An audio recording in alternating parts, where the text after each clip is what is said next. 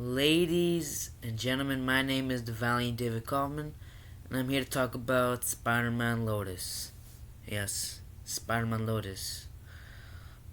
Um, so if you don't know, which I'm assuming if you're watching the video, you probably know, but I'll explain it anyways, because why not? Um, Basically, like 2 years ago, they announced Spider-Man fan film, and it kind of blew up. Even like I think one of the people who worked on Spider-Man Far From Home, he commented on one of the videos, and it basically was blowing up and was like, okay, this movie actually looks pretty cool for like a fan film. And then all the actors decided to be racist. Yeah, all the actors decided to be racist. Why? I don't know. They all decided, why not? Let's be racist. Nah, I'm joking. I assume it's because probably before they're famous they said something stupid, and now it came back to bite them. Basically, a 15-year-old guy who was friends with the director, leaked those those messages with like it says look black people stuff, or not like that. That's what they wrote. This is getting. I'm not trying to. That's what they wrote, like bad things about black people and just racist stuff. And now people don't like the movie. Which, like, how does this happen? How's all your main actors become racist? Or like, I don't know if they're like fully racist because he did make an apology video, but like, how? Like, I get one actor, one no, the director or the cameraman doesn't is racist, but the main actors are racist. How? Spider Man is racist. How is Spider Man racist? How does Spider Man become racist? But again, I think it just was older tweets before they did this fan film, or maybe just before they blew up, and which shows you a lesson. Don't say stupid stuff because then it come back to bite you, especially if you become famous. Which I should be careful now. Like I can't say anything weird. I'm joking. I can say whatever. No, I'm joking.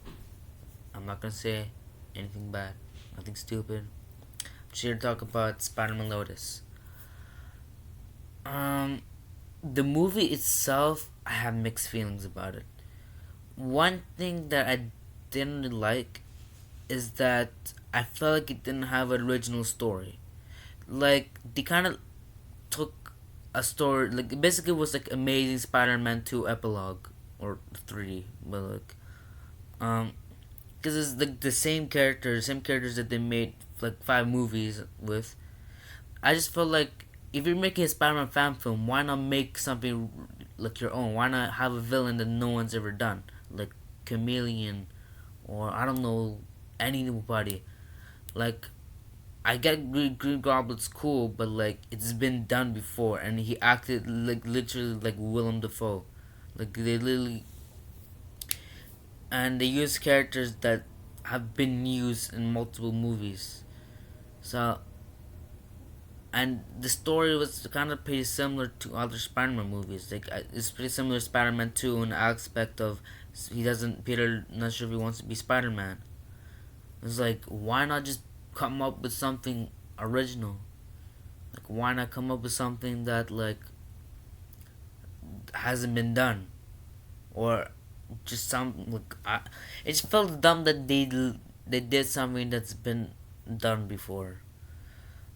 Another thing is like it was very depressing. I thought it was gonna be like action packed, like it's gonna be like some cool scenes. At the beginning, there was that fight between Spider Man and Shocker, which like first of all, I don't know why Spider Man was struggling so much to defeat the Shocker. I'm not trying to underestimate the Shocker, but like you know, this is Spider Man. Maybe this is younger Spider Man. I don't know. He's not as strong, but that's besides the point.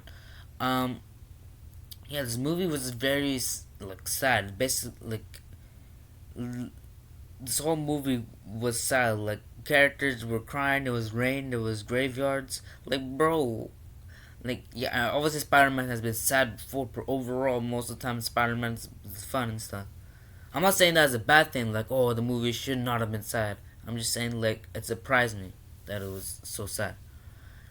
Um, okay, but I'm not gonna lie, I feel like when I was watching the scene with the kid, I was like, okay, what's the point? Like, I know it's fun, and I get what it's trying to do, it's trying to convince Peter to keep being Spider-Man, which again has been done before. Spider-Man 2, Amazing Spider-Man 2, been done. I'm gonna stop there. But and the then like bro, and then the kid like they revealed that, I mean they didn't like fully say it, but you can tell the kid like was sick and then he died. Yeah, bro, that hit hard. I was like, shoot, bro, this is getting deep. Like, I thought the kid was just gonna inspire Spider-Man. I didn't know he was like, gonna. That, I guess it makes sense. That's why he did it, because he had cancer. But they did a really good job at showing what they were going through, like, and making it sad, like, with like showing flashbacks of them. I think the characters themselves were pretty good. Honestly, the actor who plays Spider-Man, I don't know the actor's name, but he actually, like, he seemed like Peter Parker. Like, he had the vibe of Peter Parker. So even though he's racist, he did a good job as Spider-Man. I'm not gonna say, oh, he did bad as Spider-Man because he's racist. I don't know if they're actually like super racist. I'm just seeing people say they're super racist. Like, I'm not trying to defend them or anything. I just like don't know. Like, I haven't seen him actually like go like, you know what I mean. I'm not gonna say it, but you know what I mean. Um, but that's besides the point. Um, Miles Morales didn't show up, so luckily that. Bro, all these like, I think that they had the a premiere. Literally, a guy dressed up as Miles Morales. Like, bro, what the heck? But like, yeah, obviously during I was watching. I was on honestly. I was just watching a movie for giggles. I didn't think there was gonna be. I thought it was gonna be like a okay story. It's gonna be like a Spider-Man adventure. He finds a villain. I didn't think it was gonna be anything deep, which turned out it was very deep. Like, it did go over very sad, like, and deep things. But I just didn't like that there was like. It just felt like a Spider-Man. It didn't feel like a Spider-Man story. It just felt like, you know, I I don't know how to say it, but like, not there was no villain. There was no like final battle or anything. Like, the whole movie was just them being sad and Peter realizing that he has to be Spider-Man, which I didn't get the whole point why they wanted to do that. Peter learned he has to be Spider-Man. When I've seen that multiple times. I'll say it again: Spider-Man 2, Amazing Spider-Man 2. It's a spectacular Spider-Man. If some of you even know that one, he didn't want to be Spider-Man at one point. He learned, like, it's like, okay, it's cool, but it's like, we've done this before, where like the Spider-Man doesn't want to be Spider-Man and realizes he has to be Spider-Man because, great power comes great responsibility. But like, we already know that. I really thought they were gonna make Harry the Green Goblin because he was angry and stuff, but they didn't. Which, again, that would have just been another copy because that's also been done. Harry becoming Green Goblin. But yeah, I just didn't feel like there was any like it's not gonna be something that's memorable. That's the problem. It's not gonna be memorable. It's only gonna be memorable because of the memes and because of the tweets. If it wasn't for that, this movie would be gone and nobody would remember. The only reason people will remember is because of those messages. Like, it wasn't anything like extraordinary. Only the part where like you find out the kid has cancer that was like, whoa, okay, that's a lot. But I just think the swingings were pretty good, especially it was a fan film, and that they're pretty cool. The suit, well, I mean, I don't know. The suit was fine. It worked.